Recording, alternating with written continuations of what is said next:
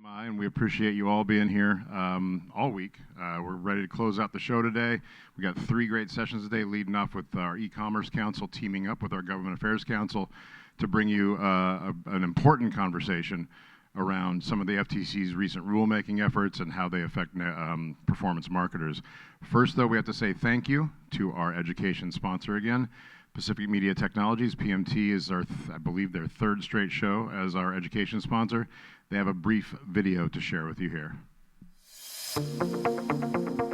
We trust PMT because we know they're professionals. We've been working with PMT for over 20 years. They're the most customer-friendly, they're the most timely, the most accurate. They are really wonderful with their technology and the advancements of their technologies that they implement. They treat us like we're the only client that they have. Whatever we need, we know it's going to get done. So that's really important to us, that personal connection. Pacific Media Technologies. Technology-driven, quality guaranteed. So thank you again, PMT, for the support. We appreciate it. We are here, as noted, proposed negative option rules not positive for performance marketers. I was proud of this title, although it's a little wordy. So anyway, Greg Silvano from Buyist, Linda Goldstein from BakerHostetler, Len Gordon from Venable. Great panel. Should be a tremendous conversation. Take it away. Thank you very much. Fin end up. Forward. So Linda doesn't know this, but I have slides that I added today, so we'll get a real reaction to this. Let's start at the very beginning. This is a proposed negative option rule changes. What is the negative option rule that we're starting with? So before the changes are talked about, what is that rule, and how does it affect these this audience? So it's actually a little bit complicated, but I'll try to make it simple. First, I want to say why is the FTC doing this? The FTC is doing this because since the Supreme Court stripped them of their authority to go into federal court and get money, they can still get money, so don't get too excited. It's just going to be more cumbersome for them. They have been sort of on a rulemaking frenzy because when they have a rule, what's called a trade regulation rule, if you violate that rule, they can get civil penalties of $50,000 per violation. So that's the stakes we're dealing with.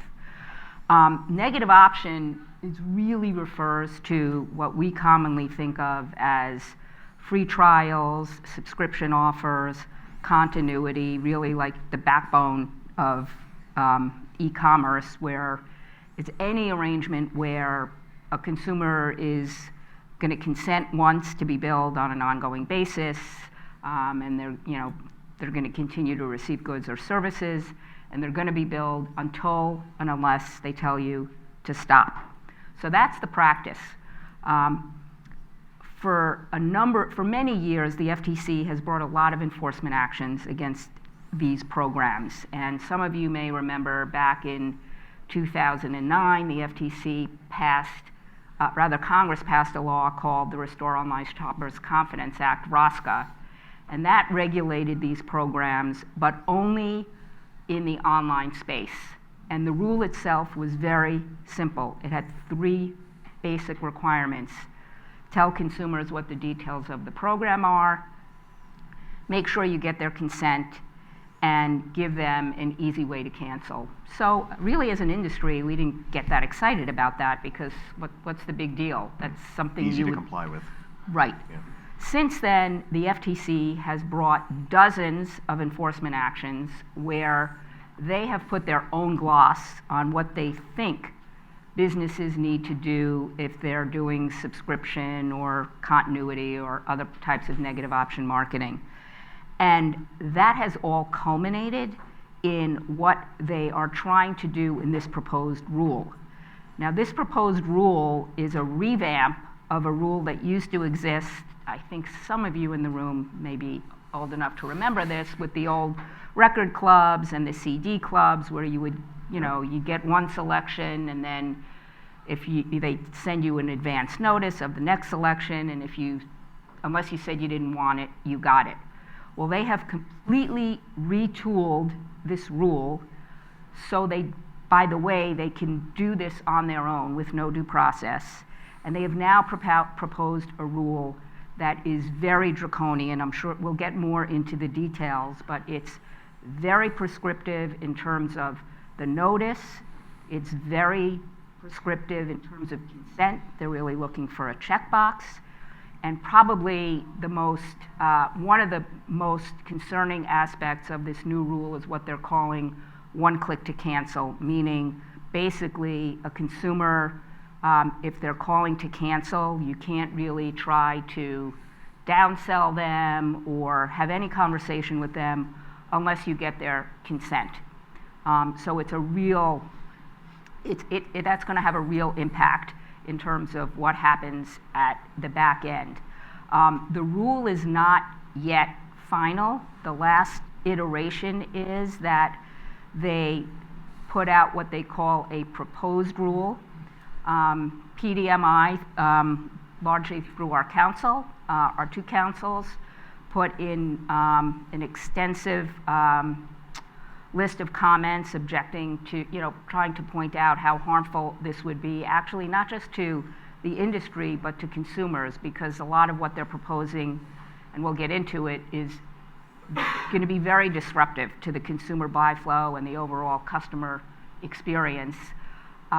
We think that, the final rule will not happen at least for several months, if not a year or more, because they've got so many rules up in the air. But I would encourage all of you to become familiar with what they're proposing, because what they're proposing represents the position they're already taking in all the enforcement actions they're bringing. In court today. Yes. Okay. Or before court. I mean, Yeah. when they start talking to you The with a threat of CID and talking about a proposed resolution to their concerns, the things that are in the rule are the things that they're going to want to see in a consent decree. So let me ask real quick, how many people knew what negative option was before walking in this room? How many people are in this room because you understand what is happening and are concerned about it? Okay. And how many don't know anything about the proposed negative option rule, and this is your attempt to learn it? Okay, perfect. All right. So what I'm going to do is I did create a couple slides, and the slides are from, where am I going to point to, Tom? Just go ahead and click forward. Oh, this one. Here we go. Hey, there I am. There we go. Okay. So I went and read through the comments. There were 1,600 comments that were submitted to the for the proposal. And what an interesting one was from the NRF, National Retail Federation, and they included a PDF with about 20 different slides of screenshots of different e-commerce sites. And this was an interesting one, so I'm just going to go through a few of them, and they don't necessarily have to be a topic of discussion, but it's a good frame of reference to understand where the FTC is heading with this. And I would imagine anybody who's bought anything online would recognize this type of layout, where you have a product detail screen with a product, you have a price, and I think there's a little mouse cursor here, there we go. You have a price, and then underneath the price is a subscribe and save, right? And it says on it, what you save over here. And there's an order now button. So that is a very familiar, comfortable, I would argue, most people would argue, that is a clear, you can buy once or you can auto ship and save. And this would not be in compliance with the new changes. And the reason for that, specifically for this one, and maybe Linda or Len, you could expand on this part of it, part of the language of the proposed rule is that the details, all details of the offer have to be very, very close to where the price is, immediately adjacent to the price, including how to cancel, when it will cancel, the cost of everything, all right there, related to that auto ship piece of it. So this would not be in compliant. So this is a... was clicked, the second option, would it appear then? I don't think so. Actually, I don't know. But it's a great question. One of the things that the FTC is doing, they're doing it in this, they're doing it in their endorsement testimonial guides, they're doing it in their soon-to-be updated, we think, .com disclosures, is disclosures have to be unavoidable. And unavoidable means no hyperlink. It means hovering isn't unavoidable. And they are essentially trying to add friction to the process. Marketers are trying to make it as easy for consumers as possible to consummate a transaction. and the FTC is essentially trying to put speed bumps up in those transactions. Sometimes they'll call it a dark pattern because they think that somehow the consumer is being manipulated. And a lot of it is they don't think consumers read, and they want the marketer to essentially hold the back of the consumer's head and make sure that they're looking at it and saying, "You really sure you want this?" before the transaction is consummated. And it's a very prescriptive and highly regulatory approach as opposed to letting consumers figure out what they want or not want. Yeah. And subjective, Yes. right? So that one of the comments, it was from, I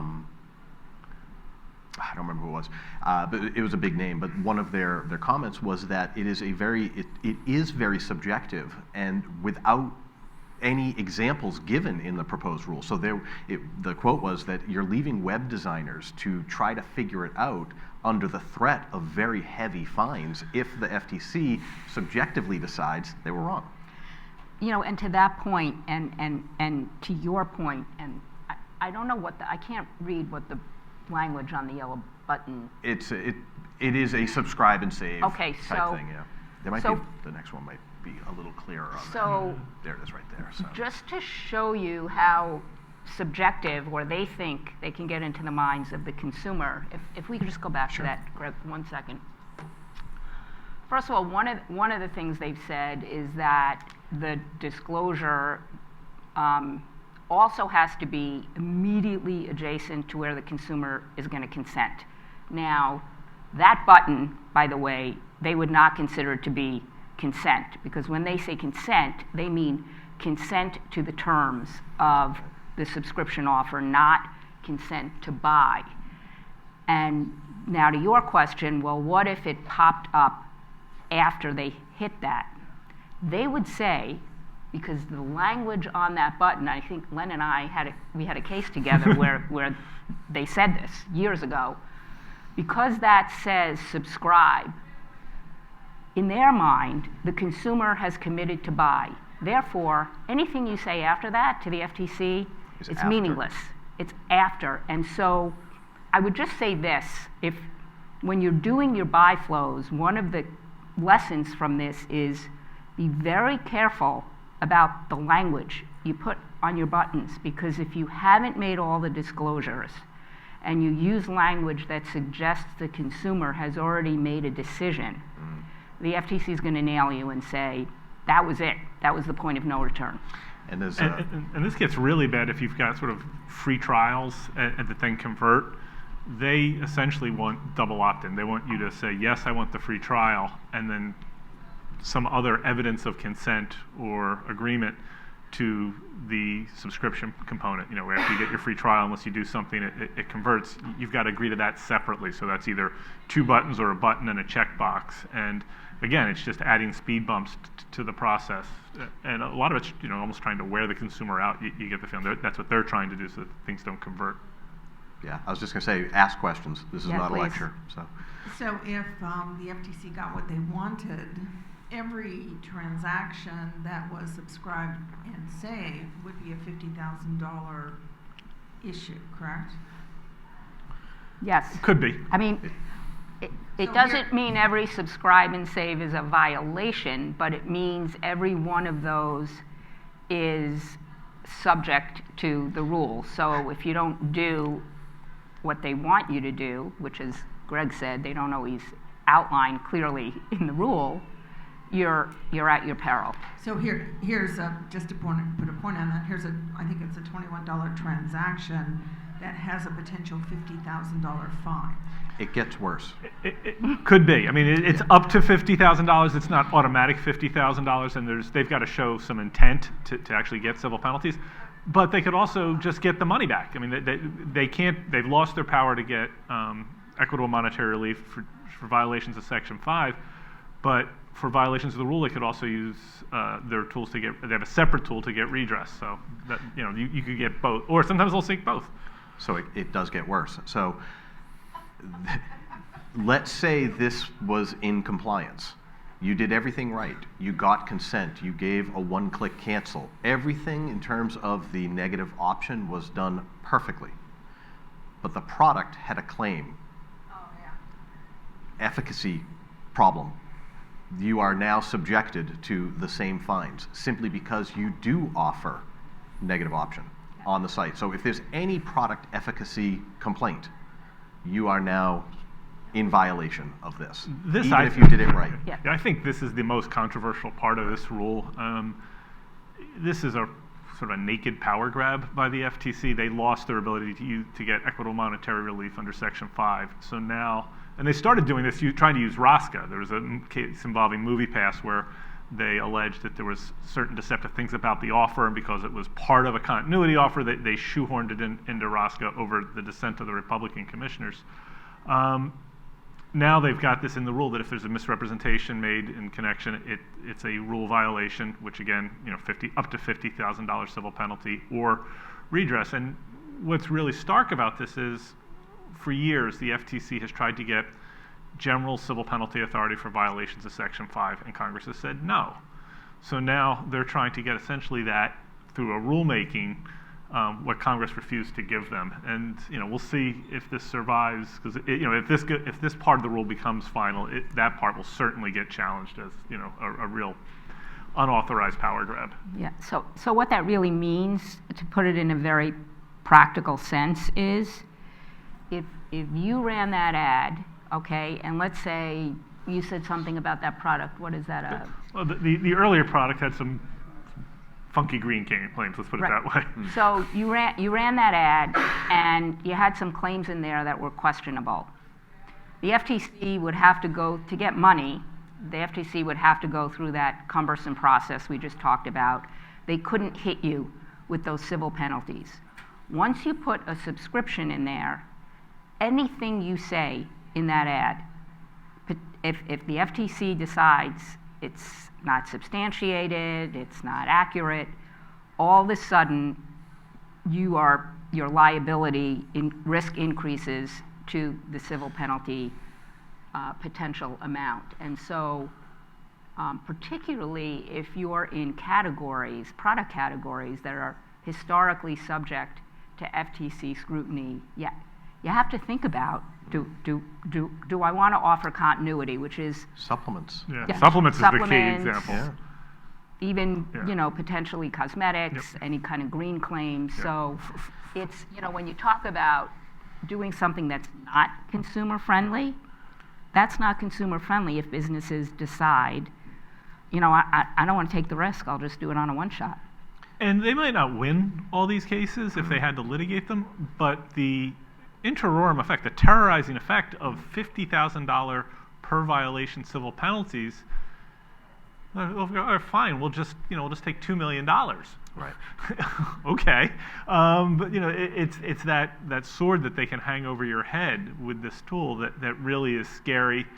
And most companies don't have the pocketbook or the intestinal fortitude to fight these things. I mean, when companies fight these things, they frequently do well, not always, but it's just, this raises the stakes so much and gives them such a hammer to bludgeon people with that it's scary. But wait, there's more. It gets worse. Not just web, not just online, it's everywhere. It's person to person. It is at a trade show. It is business to business. It is phone calls. It is all media. Correct. Boo. Yep. So, like for MLM companies, multi-level marketing companies, if they have a rogue distributor that goes onto Facebook and makes all these unsubstantiated health claims, that could affect the mothership, right? Influencers. Yep. That was brought up by some of the comments to the proposed rule that I read through last night. It was that exact case, and not just affiliates and influencers. It was if you have another product that goes with your product, and that product has a problem, efficacy claim, anything, then goes with the mothership. So the claims are worse if it's a subscription, Correct. Right? They're higher You risk. just get a slap in the hand if it's just a one-off straight sale. Well, you never get a slap in the hand, ever. That ship has sailed. However, it is definitely a higher risk once you put the subscription in there. But if I can steal your line, wait, Please. there's more, because in addition to that, and this is very relevant as well in the subscription space. The FTC has also come up with a new theory called dark patterns. And dark patterns is, it's primarily on the web, but they describe it as a web interface or web design that might manipulate a consumer into making a purchase decision or giving up information that they might not otherwise do. So also called marketing. Yeah, exactly. So an example I'm sure all of us have seen in the past week, just because we flew to San Diego, was, no, I do not want to protect my airline trip for $79. I prefer to risk my $700 flight. Just that language would be a dark pattern.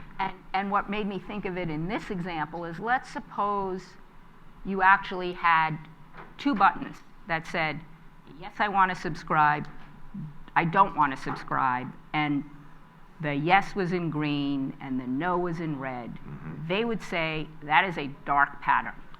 And again, on that basis, they'd be able to say, well, that's generally misleading and deceptive. So again, maybe $50,000 in penalties. If the declination button, the no thanks button, is less flashy, less attractive than the call to action button, the accept button, they think that's a dark pattern. And as Linda said, that's a deceptive part of the offer. It's done in connection with the continuity offer. They would take the position that's 50 grand a pop.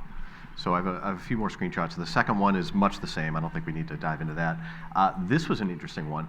This is, and again, these are from the NRF comment submission, and what they're showing are things that are done today that they feel do not mislead consumers, yet would be in violation of the proposed rules. And here's you can't see the fine print, but this fine print at the bottom, it says that you will be, auto shipped, you will be billed monthly. It's the terms, and it's right next to the button. That would be in violation of these new rules because it's not up where the price is, describing the impact of so that bill of materials that's in a cart fundamentally needs to change as well because it's not near the pricing. And it's below the button, and that's, there's a lot of gray, but one of the black and whites for the FTC, which, if you think about it, if it's right below the button, the consumer's seeing it when they press the button. But in the FTC's mind, if it's below that button, that's a no-go. And what gets challenging is if you've got an offer that's a little bit complicated, so there's a lot of things to disclose, and you're talking about people looking at that offer on a cell phone, it becomes very, very challenging to include everything that they want without doing it in such a way that you're sort of damned if you do and damned if you don't. If you don't disclose everything, they have a problem. But if the disclosure is too dense, they have a problem. And when you've only got so much real estate, there's almost, in certain instances, there's really no solution. So their view is, well, then you should make your offer more simple. And they explicitly state you can't use hyperlinks. Yeah, no hyperlinks, no hoverlink. Right, exactly. So a couple more here. This was actually my favorite one. This would be in violation because when you choose pick your box, it's not describing the price and the intervals and how to cancel and all that stuff. What's interesting here, the reason I like this one, is because the headline is so abundantly clear. It's a new adventure delivered monthly. It is super clear that this is, to a marketer, an auto ship. You're not being tricked. There's no dark pattern here. You're subscribing to a box. And when you go to choose the box, at that moment, that's step one, the terms are not disclosed in full there. And then the last one. Real quick on that. Yeah, Can you go back to that one? Sure. I don't know if you actually went there and got these screenshots. Was that specific box highlighted when you went there, or is that just no? This is from the NRF's. Because obviously a pre-highlight like that would be a dark pattern. Yeah, clearly. Yeah. Yep. And then the last one, and we haven't really talked on this yet, and I think Linda and Len can dive into this, is the one-click cancel.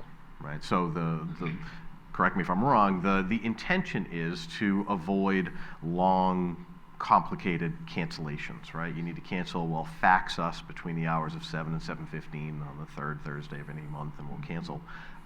Or even, there's a submission that outlined Amazon Prime cancellation process, and it's a step of 18 clicks that you have to go through.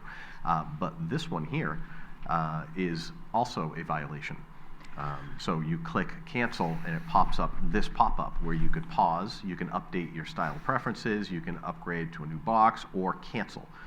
simply showing those offers and options is in violation. I mean, just to illustrate, because this is out there, this is public. It's one we've been involved in. The FTC has a case pending now against Match, and for those of you who have been on Match, there's like a 3-month subscription. If you want to cancel the subscription, you have to put in your password. And the reason they do that is to protect the user. So let's say you found out your husband was on Match, you, the wife, might want to go in and cancel the subscription, right? And then they also had a question that said, why are you canceling? And the reason they want to know that is because people might be canceling because they were successful on the platform. It doesn't necessarily mean it's bad, as with others. So they're trying to, 1, protect security, 2, get information that will help them evaluate how the user experience is going. And the FTC's sole basis for this lawsuit is not that they didn't disclose the terms, not that they didn't get consent, but that they didn't provide a simple method of cancellation because of those 2 elements.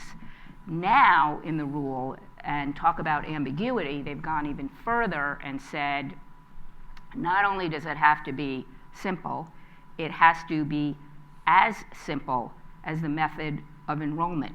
Well, how do you know where the method of enrollment starts? I mean, in some cases, you go through several screenshots, but in case there was, doubt, they've basically come out and said, no, yes, we want it to be as simple, but you know what? Regardless, it's got to be 1 click to cancel. That's it. So there's I'm sorry, please. But think about if you're buying a cell phone in a plan, and the plan's going to be a negative option, you talk to the salesperson for a while, and then maybe you have to go onto a screen and click. Well, what was the mechanism where you really agreed to that purchase? I mean, the guy told you, it's $44 a month, 4 lines, whatever. You're like, okay, I want that. I agree to that. So the News Media Association, one of their comments that I read last night was about the cancellation process, and they said provide that customers can choose to cancel using not only the medium they use to initiate their subscription, but by the methods they may find to be more convenient. So for example, the example they gave was, for example, a consumer might sign up for a subscription at a trade show or fair or in a retail environment. Returning to in-person venue where the initial sale occurred may be inconvenient or even impossible for the consumer. Yet the guidelines, this proposed rule, state you must offer just that. What's also interesting is that when Congress was considering ROSCA, there was in an earlier version of the bill a provision that said that this applied to online sales. You had to provide an online method of cancellation, and that got revised out of the bill. Congress, there was discussion in committee and on the floor, and that provision, came out of the bill. It was just a simple method of canceling, and the FTC now is writing a rule that's sort of, adopting language applied more broadly than that which Congress was willing to give it. So, I mean, again, that's kind of scary. Yeah. There was a hand that went up. Yeah. Does this apply only to retail, or would periodicals? Sure. Or would periodicals still? Periodicals are absolutely covered. Covered in this as well? Yeah. And then does there have to be a monetary component to it? Or what if what I'm opting in is to receive, they get the compensation for ads, so I'm opting in to see ads. Is there a gray area there too? So, it's very interesting. I think it is possible, if you kind of read the tea leaves of where the FTC is going. There have been 2 recent cases where the FTC has said a consumer's time is money. And one of the things they've said they're going to do is start to seek monetary relief where consumers spent their time because they were misled, even if they didn't pay any money. So in the scenario you're describing, I could Now, whether they would win or not, I might take that case pro bono, but I could see them saying, you misled the consumer and you wasted their time because they were misled, and 2, you actually, in this case, benefited because you were making revenue off the advertising you sold, and you did that in a misleading way. So I could see them going there. It's not something they've specifically talked about, but again, if you read some of what they're saying, I could definitely see them looking at that scenario as being problematic. And I think even more so potentially in their, what they call their surveillance advertising rulemaking, their privacy rulemaking, where a lot of what they're getting at is what consumers are told when they agree to have to either be tracked or to have, provide certain data to marketers. They would like to eradicate this sort of data-based advertising industry. It gets worse. Really cheery thing first thing in the morning, right? Yeah. It also includes new record keeping that you have to do, which was one of the big comments was actually from SiriusXM, retaining call logs, retaining web logs for 3 years or whatever is longer, 1 year after the customer has stopped their subscription, 1 year after that as well. Those records need to be maintained. And the SiriusXM comment was that the FTC is not understanding how call logs are actually kept, and that they're kept in batches, and the data storage of these things are in batches. But according to the rule, if there is one single subscriber or one single caller within that batch must be maintained for years. And it's millions of dollars they had calculated in storage and IT costs. And of course, the FTC is also telling people that you should only keep the data you actually need to reduce your risk for if there's a data breach and things like that. So there's a real sort of a direct conflict there. And one of the reasons you would have to keep call logs and things like that is, say if someone calls to cancel or emails to cancel or chats to cancel, and you want to present them with an opportunity to save, to change their mind, they have to expressly agree to that before you can present any details of the offer. And then you have to, that consent has to be part of what you keep your records on, which is, again, is just really, really onerous, incredibly expensive, and potentially dangerous because of the amount of data you're right. being forced to hold on to. Right. Quick question. The timing of the questions, let's say if you're having question 1, question 2, cancel. Would it be equally bad if you cancel question 1, question 2? I'm just curious if the timing of the questions post the cancellation. So like a post cancel, yes, you're canceled. Done.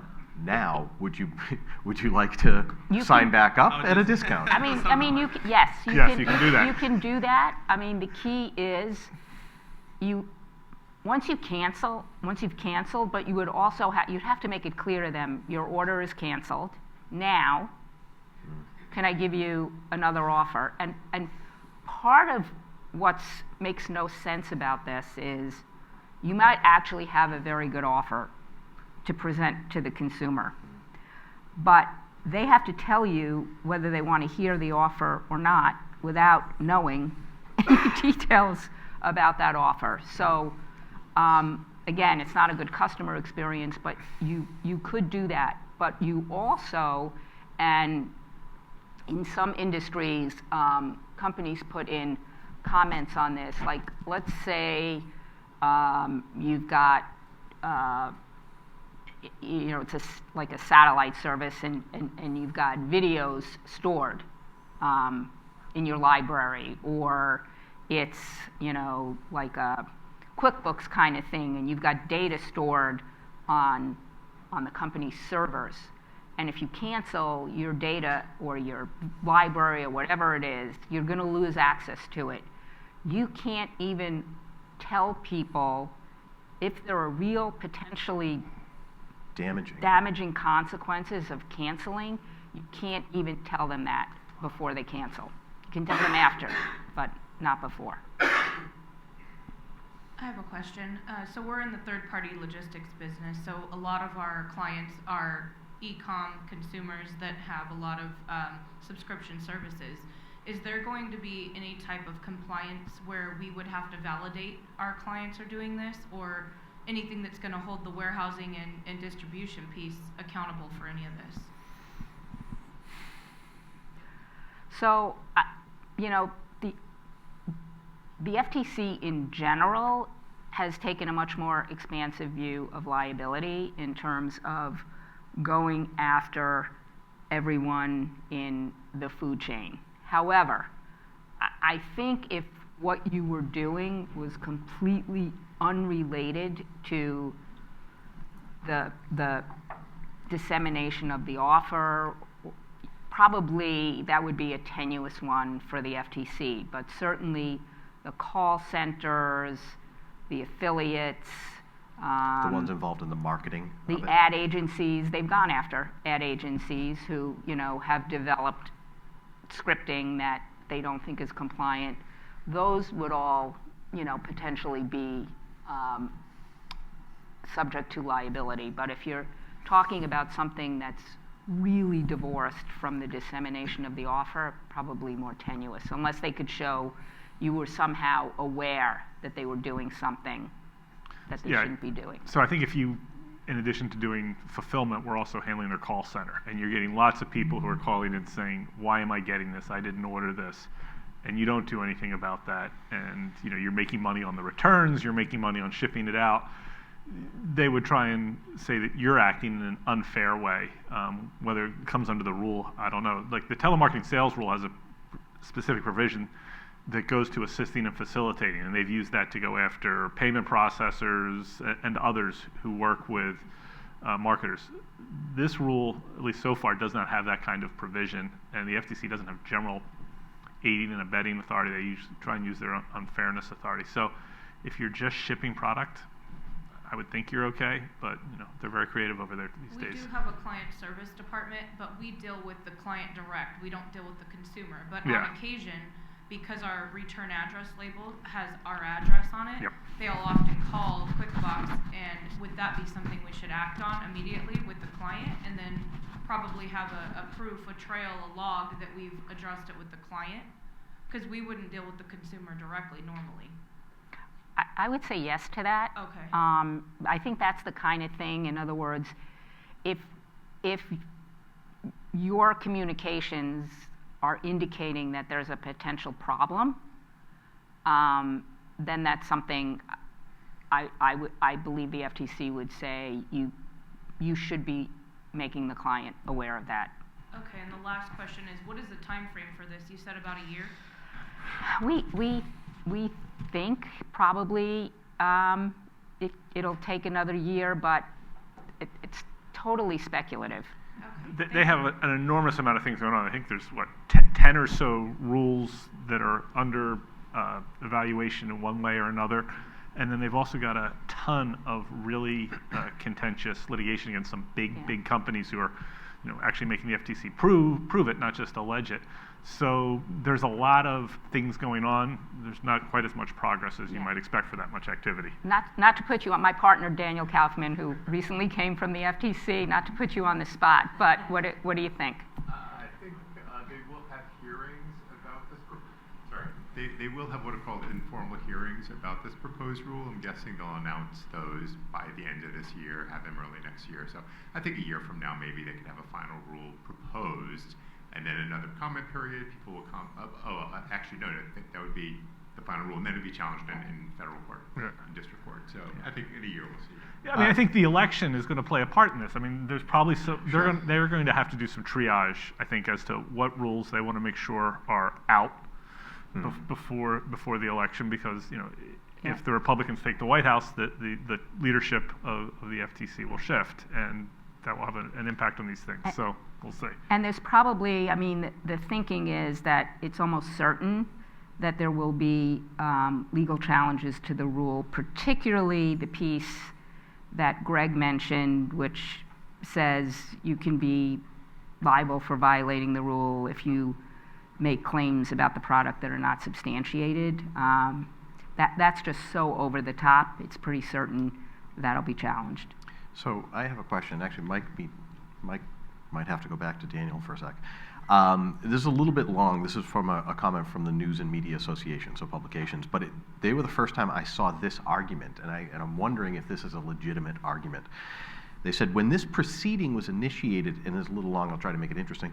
When this proceeding was initiated in 2019 with the advance notice of proposed rulemaking, so before this, there was no mention or even suggestion of such a proposal. Commenters were not aware that it was being considered, and to our knowledge, no parties submitted comments or opinions on such a proposal.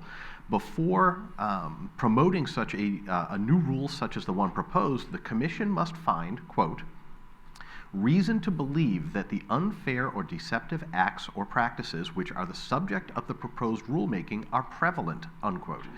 The Commission has provided no information or evidence of the prevalence of alleged misrepresentations related to the underlying products and services offered with negative options, or why it has decided to attempt to extend the proposed rulemaking to misrepresentations in general. Last sentence, I promise. It also has cited no authority that would permit it to expand the negative option rule to any claim about any aspect of an underlying product or service. Is there teeth to that? I think absolutely. Yes. I mean, I think that will be the grounds Okay. of the administrative law challenge to the rule. And I think that it's got some, especially given some recent Supreme Court cases, it's got some legs. So it doesn't get worse. Yeah. And it'll be curious whether they decide to try and make the rules safer to get rid of that provision. I mean, that will make it a lot easier to challenge the rule if they keep that in there. And I just don't know if they're thinking in that kind of a strategic way that they have a better chance of keeping the rule if they strike that. Because they've taken cases they know they're going to lose, right? Correct. Already. Yeah. But I keep waiting for them to get sort of more tactical and strategic as they're more surgical. Yeah, but so far, no. Interesting. Daniel, I don't know if you've got. Yeah, look, totally agree. But I think in the final rule, if they try to keep it in, they will beef that section up Agreed. massively. They have to. All these cases involving subscription services where there also were underlying problematic claims. So there's a record they can beef up, but I think it still is a huge question as to, given the Supreme Court and the focus on, has Congress authorized the agency to do this rulemaking? It's going to be a big issue. But to give you a little window into how they think about these things, they've also issued a rule about non-competes, and that non-competes are an unfair method of competition and perhaps also an unfair act or practice, both a consumer protection issue and an antitrust issue. And the FTC had never really challenged non-competes. So a week before they announced the non-compete rule, they announced their first two cases, settlements challenging non-competes, and then in the rulemaking they said, well, yes, we have a history of enforcing Section 5 to prohibit this kind of conduct. It was a week-old history, but so they're almost shameless in those kinds of things. And there's a message underlying that too. Like I do want to say, I feel like this seemed like a very scary panel, and I don't want people to walk out of here and think, oh my God, maybe I should go find another career because it's just too risky to advertise. Historically still, they go after the low-hanging fruit. And so a lot of this is just to make you aware, and as you're doing your risk assessments, to think about where the risks may be greater. Certainly flagrant violations of the rule in terms of, not getting consent at all or not disclosing the terms. Those are going to be at a much higher risk than if maybe you could have done it a little bit better.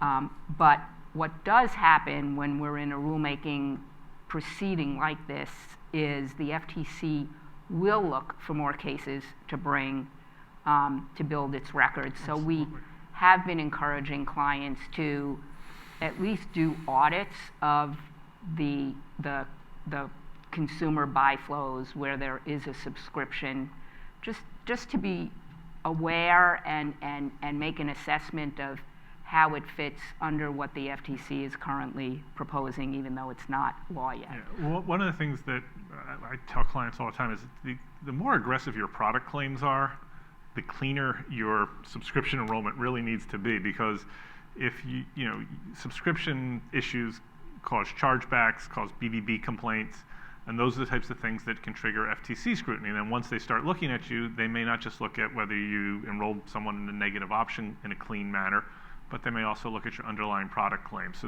that's something you've got to think about. The other thing you also have to think about is the FTC is not alone here. The California district attorneys are incredibly aggressive on subscription issues, as is the plaintiff's class action bar. So, I mean, and there have been hope that this rule would create a uniform standard, and so that you only had to really worry about one set of guidelines or rules for how you deal with subscription marketing, negative option marketing.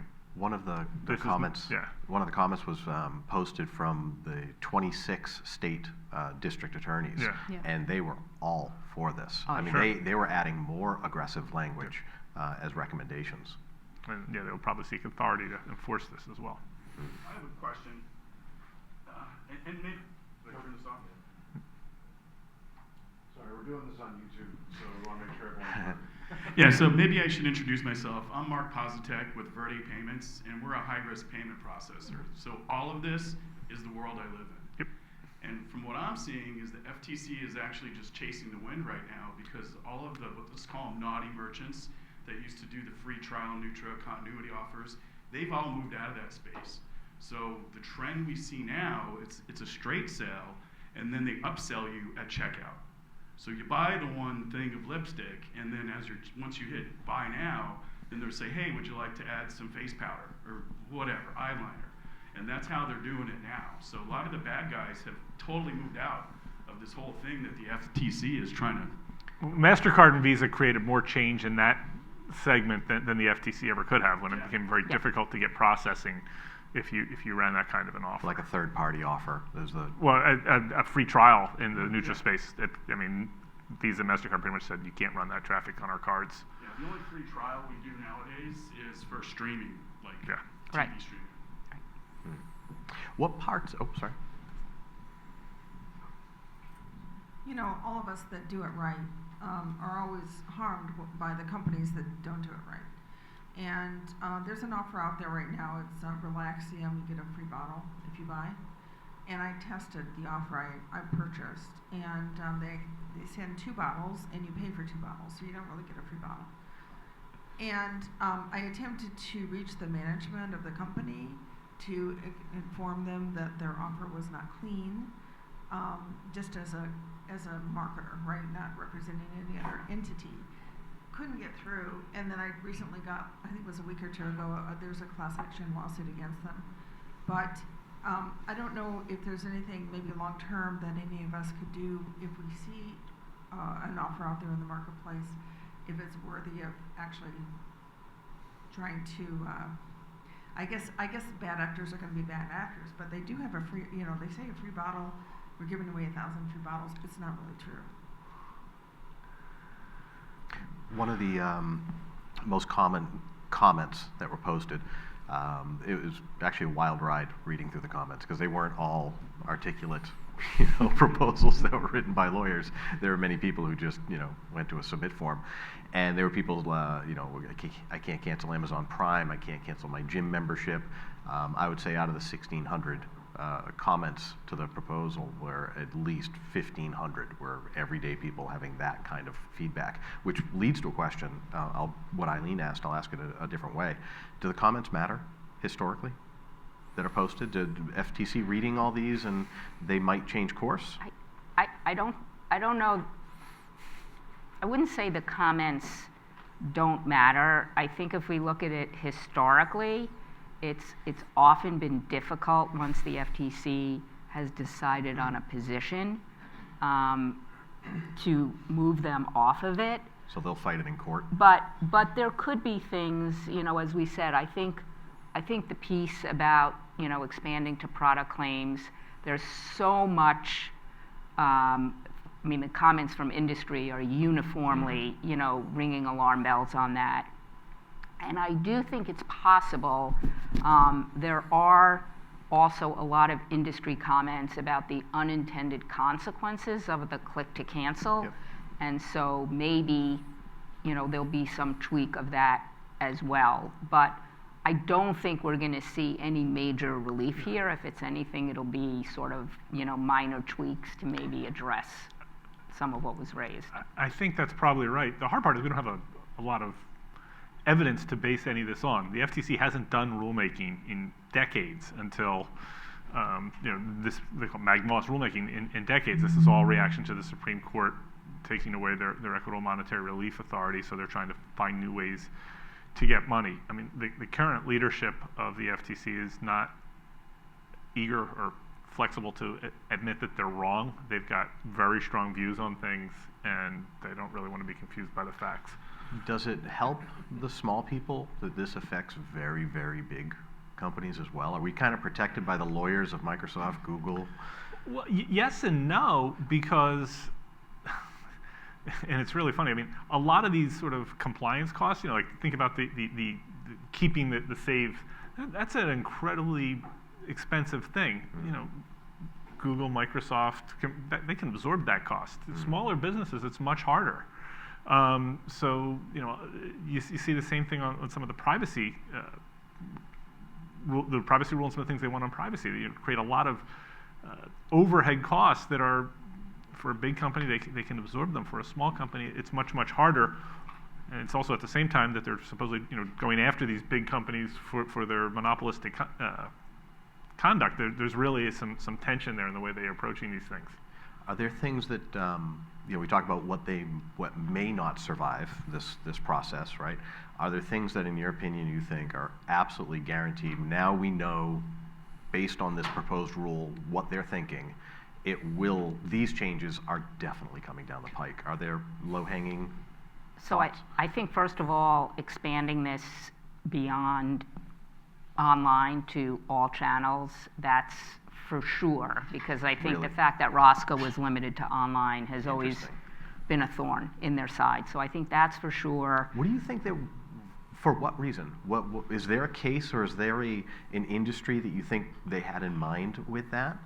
Well, in their comments, they talked about retail. Sometimes I think it's very rare, but there are, particularly in the magazine industry, you can sign up at retail, you can check a box, and you're enrolled in a magazine subscription. So they highlighted those, and I think they're also always still concerned about telephone sales because of lack of control over the agent. So I think that stays. I absolutely think all the provisions, the more prescriptive provisions about notice and consent change, because if you track the FTC consent orders since Roscoe was passed, you see that evolution to what is in the proposed rule now has been in every consent order probably for the last 5 years. So I don't see them backtracking on that. And I don't see them backtracking on the concept of tightening up cancellation and making it easier for the consumer to cancel. I mean, that's where so much of their action has been focused now. Whether they will, again, maybe whether they tweak it a little bit, maybe, but I don't think that'll be a major change. Do you think they put so much out there knowing they have to take some back so they can keep the fines? I don't think they're thinking that way. Yeah, I really don't. They're not that strategic. They're really not. No, I mean, they want it all. Yeah, no, it's the other thing I think that is inevitable, and it's not just this, it's in some other guidance documents and some of the other rules, is this notion of what's clear and conspicuous. I mean, hyperlinks and hoverlinks just, in their view, don't work. So, that's, if you've got important information, you can't rely on those to share it pre-hitting the button. And by the way, that's not just in negative option. I mean, if you look at what the FTC has been doing about disclosures in general, if you think back in the .com disclosures, there was a lot of flexibility to use hyperlinks and hovers. That's all gone. But in addition to that, their standard used to be a very fluid one, like easily read, easy to notice, easy to understand. And their standard today is difficult to miss. Yep. That's, if you think about it, that's a pretty high standard. It's also an incredibly subjective standard, but it's a really high burden.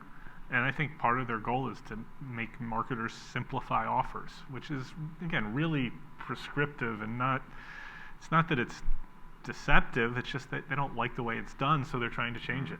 I think one of the dangerous things with this is, and how it's presented, certainly after reading through the comments, is that most people can relate to being trapped by a bad actor at some point, right? It was one of trying to cancel a gym membership. Literally just went through this with my daughter last month, and they had said, you have to mail in a letter. So she mailed in the letter, and then she got billed the next month, and we didn't get the letter, so we went to the actual gym, and they were like, you have to call corporate office, right? So I mean, it was just this crazy loop. So everybody gets enraged at these moments, and this is kind of taking that rage, but making it much more larger in scope in ways that are pretty damaging to marketing. No, I mean, so it sounds like a great idea. The spillover from the bad actors, affects everybody in the industry. Is there enough chatter, do you think? I mean, is there enough rage happening at this proposed rule, or is this going to quietly just kind of happen? I mean, I do think there will be hearings. How much coverage the hearings get and how engaged the FTC is in those will be really interesting to see. I think that's the last real chance for industry to move the needle here, and also to build the record that you need if you're going to challenge this in court. Tom, I think we've hit on the button. Any more questions? Thank you. Thank you, this great group. Thank you. Thanks.